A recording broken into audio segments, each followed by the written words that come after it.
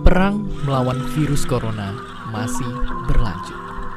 Sampai video ini dibuat, jumlahnya udah naik sampai segini banyaknya. Dan yang lebih menyeramkan, ini masih bisa banget naik berkali-kali lipat kalau kita nggak bergerak sekarang juga. Jadi yang menjadi pertanyaan besar adalah, akan secepat apakah penyebaran virus corona di Indonesia? Kita mesti tanggap, Gubernur Jakarta udah ngelakuin simulasi yang nunjukin bahwa kalau kita nggak bertindak dalam 2 minggu ke depan akan ada 6.000 kasus hanya di Jakarta sendiri. Bayangkan itu baru Jakarta, belum se-Indonesia. Jangan sampai kita kayak negara lain yang juga sekarang kewalahan ngadepin pandemi ini. Jadi dalam keadaan kayak gini, apa yang mesti kita lakukan? Jawaban singkatnya yang paling mudah adalah jaga jarak sosial atau social distancing. Ya, karena data nunjukin dengan ngelakuin jaga jarak dan diam di rumah, penularannya kita lihat bisa turun sangat drastis.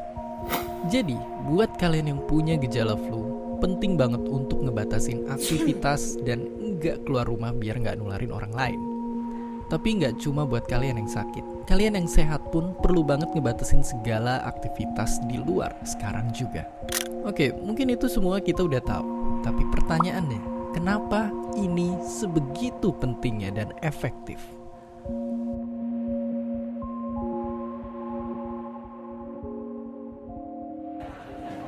Jawabannya, karena virus corona punya jurus hebat yang bisa bikin dia sembunyi di tubuh orang yang sehat.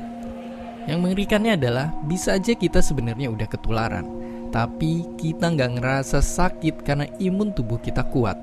Tapi kenyataannya, begitu kita kontak sama orang yang daya tahan tubuhnya lagi turun, kita bisa nularin virusnya ke mereka. Biar gampang kebayang, lihat ilustrasi ini. Bayangin ini pergerakan orang-orang di luar sana. Coba untuk sementara kita bayangin kalau virus corona ini tiap kena orang baru akan langsung nular. Ya, terlihat mengerikan. Tapi meskipun begitu, kabar baiknya kalau kita udah sembuh dari suatu virus, kita jadi lebih kebal dari mereka. Jadi kemungkinannya ketularan lagi itu sebenarnya kecil banget. Tapi yang mesti kita waspadain kalau kita nggak ngebatasin aktivitas dan kontak fisik, dalam waktu cepet banget bakalan ada banyak orang yang langsung tertular. Beda ceritanya kalau hampir semua orang memutuskan untuk ngelakuin social distancing dan ngebatasin aktivitas dengan diam di rumah aja, laju penularannya bisa jauh kita perlambat seperti yang terlihat sekarang. Tapi ya, tadi semua itu cuma simulasi. Aslinya, virus corona bisa nyebabin jatuhnya korban jiwa. Banyak orang yang mungkin bukannya sembuh, malah meninggal. Jangan sampai kita terlambat dan bikin banyak orang terdampar di UGD tanpa dapat pelayanan atau fasilitas karena jumlahnya terbatas.